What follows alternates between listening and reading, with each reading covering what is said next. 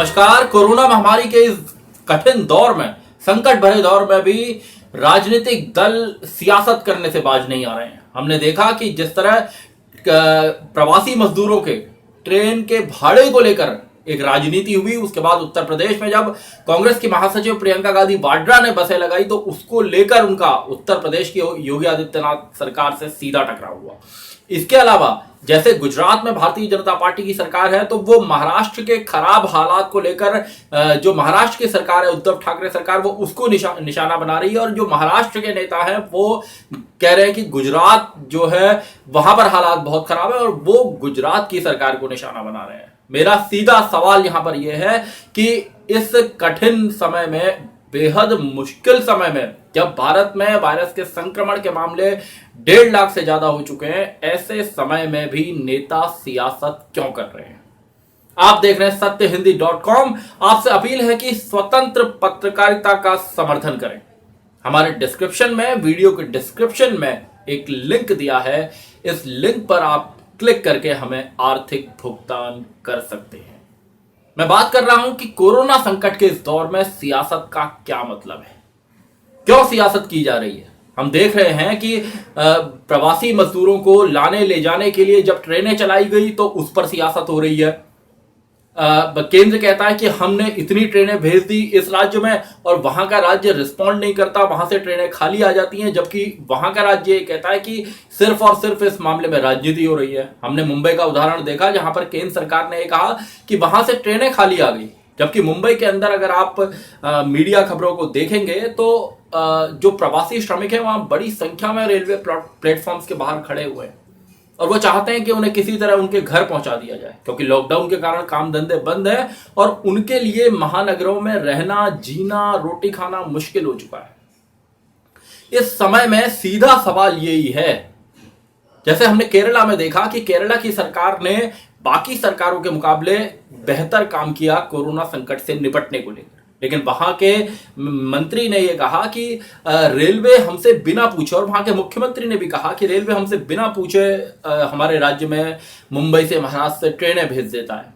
तो उन्होंने कहा कि ये रेलवे क्या हमारे केरल में कोरोना का सुपर स्प्रेडर बनना चाहता है?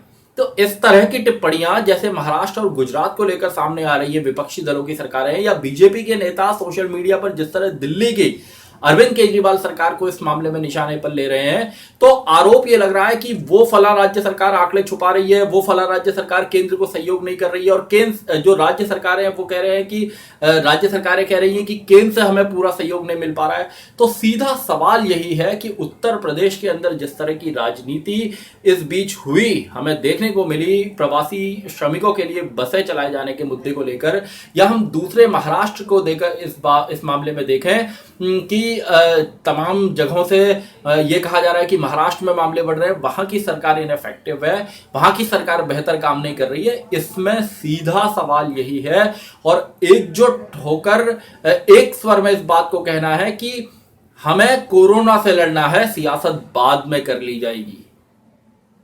सियासत के लिए लंबा बहुत समय है।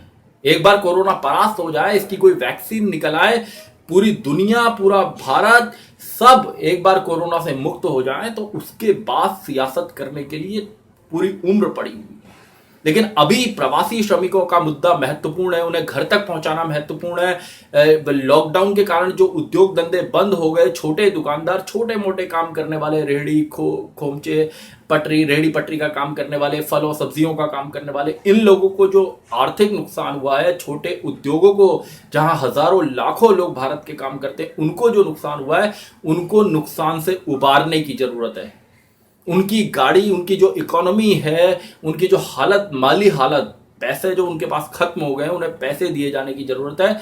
इन हालात को संभालने के बाद तमाम राजनीतिक दलों को, मैं किसी एक राजनीतिक दल को नहीं कहता, लेकिन तमाम राजनेताओं को, राजनीतिक दलों को इस बात को समझना चाहिए कि ऐसे वक्त में वो सियासत करके जनता को असली चेहरा दिखा रहे हैं। जब लोग ट्रेनों में मारे जा रहे हैं, भूखे प्यासे हैं, हजारों किलोमीटर पैदल चल रहे हैं, रास्ते में लोगों की मौत हो रही है, तो स्थितियां गरीब कमजोर आदमी के लिए बेहद खराब हैं। और ऐसे में नेता एसी कमरों में बैठकर और महंगे कपड़े पहनकर बड़ी बड़ी बातें करें, एक दूसरे को निशाना बनाएं, ये राजनीति कतई जिसे बर्दाश्त नहीं किया जाना चाहिए। और देश की जनता बहुत समझदार है, सब कुछ देखती है, सब समझती है।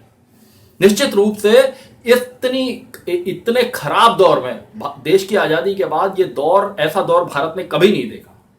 इतने खराब दौर में नेताओं को सियासी टकराव, सियासी महत्वाकांक्षाएं, सियासी अहंकार, इसे दूर रखकर गरीब, मजदूर, किसान, प्रवासी श्रमिक, उसके बारे में सोचना चाहिए। जो अपने राज्यों में पहुंचा है उसे रोजगार कैसे मिलेगा, कैसे वो अपने बच्चों का, अपने घर परिवार का पेट पाल पाएगा, अपना पेट पाल पाएगा, किस तरह वो खड़ा हो पाएगा। पहली प्राथमिकता ये होनी चाहिए और इसमें सियासत का किसी तरह की कोई जगह नहीं होनी चाहिए। आज के लिए सत्यहिंदी.com में इतना ही। आपसे अपील है कि आप हमारे फेसबुक पेज को लाइक करें, फॉलो करें और हमारे यूट्यूब चैनल को सब्सक्राइब करें। धन्यवाद। सत्य हिंदी के और वीडियोस को देखने के लिए हमारे YouTube चैनल को सब्सक्राइब करें और सीधे नोटिफिकेशन पाने के लिए बेल आइकन दबाएं।